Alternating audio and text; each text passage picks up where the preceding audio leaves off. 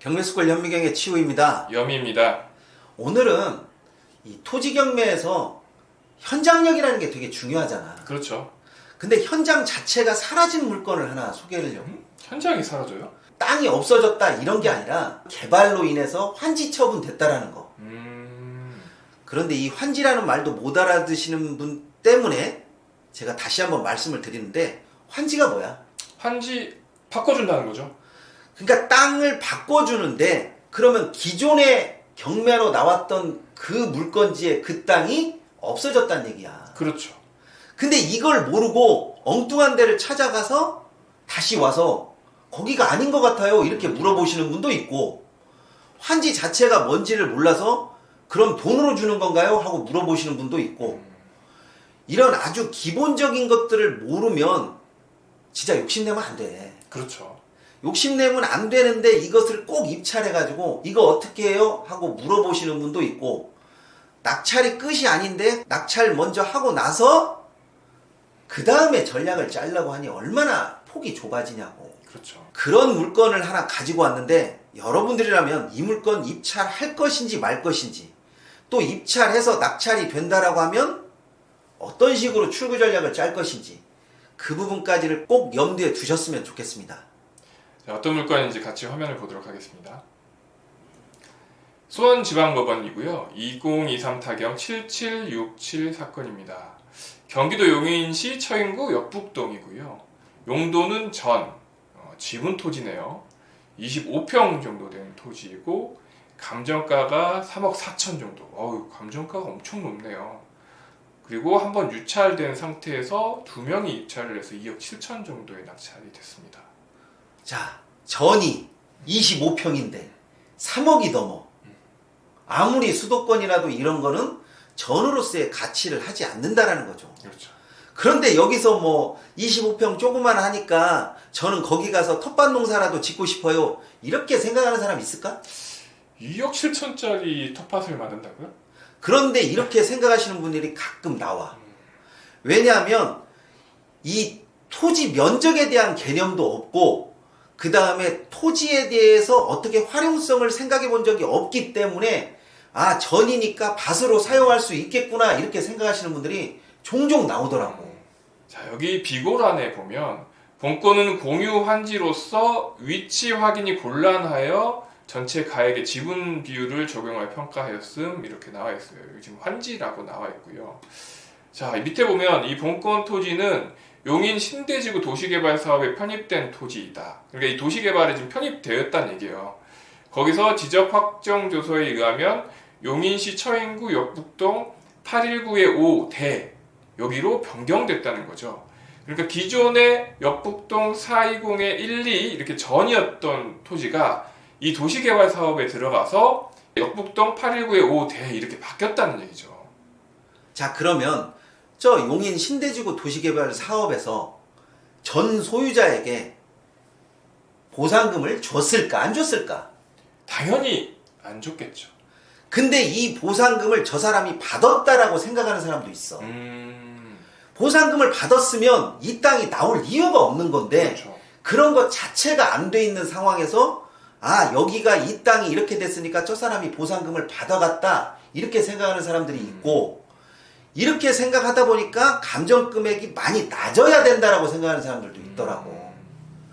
그런데 이 부동산 경매나 공매에서 보상금이라고 하는 것을 내가 정확히 알 수 있는 부분이 없어. 그렇죠. 어느 정도 추정치만 할 뿐이지 그 보상금이 그대로 나온다라고 생각을 하지 않는데, 가끔은 말이야, 저 감정 금액이 저 보상금이라고 생각하는 사람들도 있어. 그렇죠. 잘 모르는 사람들은 꼭 엉뚱한 방향으로 생각을 하고 그 생각한 것이 꼭 맞을 거라고 생각을 하기 때문에, 다른 사람이 그게 아니다라고 이야기를 해도 우리가 속칭 말해서 말빨이 먹히질 않아. 그렇죠.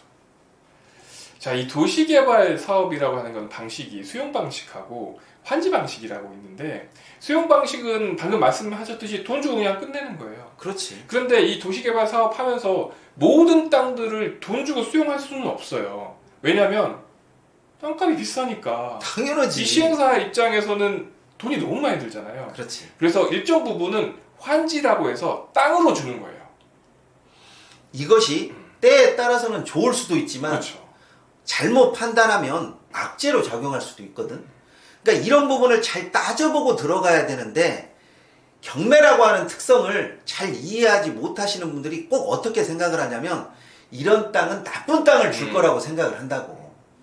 그럴 리가 없죠. 그렇게 해서는 또 안 그 되고. 원주인이 가만히 있겠어요. 그렇지. 환지 방식이 되면 기존에 있던 그 원형지에서 어느 정도 활용할 수 있는 땅으로 주겠죠. 도로도 확보가 되고 반듯하게 해가지고. 물론 처음에 만약 100평이었다. 환지받는 거는 그대로 100평이 또 아니겠죠. 가치에 따라서 줄어들 수도 있고 늘어날 수도 있습니다. 자, 그래서 여기는 819의 5 대지로 지금 바뀌었네요. 대지로 바뀌어서 새롭게 지금 경매로 나왔다는 뜻이죠. 자, 여기라고 지금 표시가 되어 있고요. 한참 공사 중인가 봐요. 대지로 바뀌긴 했지만 공사 중인 토지이고 이렇게 네모난 대지로 바뀌었네요. 이런 식으로 지금 위쪽으로 오피스텔을 짓고 있고 그 앞쪽으로 지금 대지 이렇게 해서 여기 지분이라는 거죠. 24평만큼의 지분이 지금 경매로 나왔다는 거예요.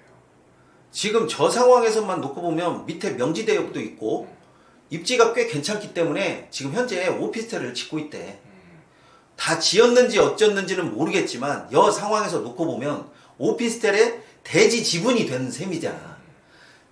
그러면 저 오피스텔의 가치에 따라서 이 대지 지분에 대한 평가액 자체가 달라질 수 있다라는 이야기야.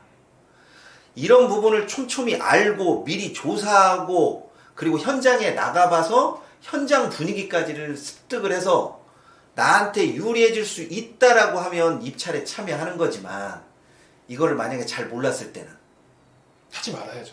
그런데 꼭 엉뚱하게 생각하시는 분들이 있어. 환지 방식이 어떤 건지도 잘 모르는 상황에서 저 오피스텔, 특히 건물 있으면 굉장히 좋아한다. 이런 것들을 굉장히 좋아하는 상황에서 무조건 가격이 높은 식으로 쓴단 말이야. 그거는 아니죠. 예, 그리고 땅이 준주거네요. 준주거 지역이기도 하고 주변에 입지가 좋아.